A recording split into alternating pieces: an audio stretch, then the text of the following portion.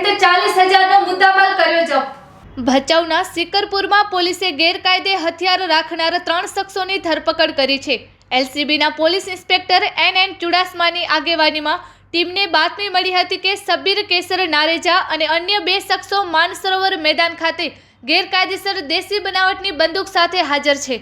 બાતમીના આધારે એલસીબીની ટીમે તાત્કાલિક કાર્યવાહી કરી સ્થળ પર પહોંચી તપાસ કરતા ત્રણેય આરોપીઓ મળી આવ્યા હતા। તેમની પાસેથી વગર પરવાનગીએ રાખેલી 2 દેશી બનાવટની બંદૂક મળી આવી હતી। પોલીસે આરોપીઓની પૂછપરછ કરતા તેઓ પાસે હથિયારના કોઈ પાસ પરમિટ ન હોવાનું સામે આવ્યું હતું। પકડાયેલા આરોપીઓમાં ભચાઉના હિંમતપુરા વિસ્તારના 32 વર્ષીય સબ્બીર કેસર નારેજા, શિકારપુર કોલીવાસના 20 વર્ષીય સુલતાન ગુલામ સમા અને 23 વર્ષીય હબીબ રમજાન ત્રાયાનો સમાવેશ થાય છે। પોલીસે આરોપીઓ પાસેથી કુલ 40,000નો મુદ્દામાલ જપ્ત કર્યો છે, જેમાં 2 દેશી બનાવટની બંદૂક કિંમત ₹10,000 અને એક વાહન કિંમત ₹30,000નો સમાવેશ થાય છે।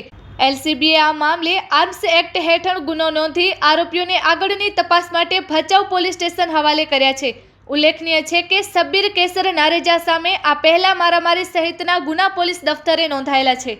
રિપોર્ટ બાય ગની કુંભાર।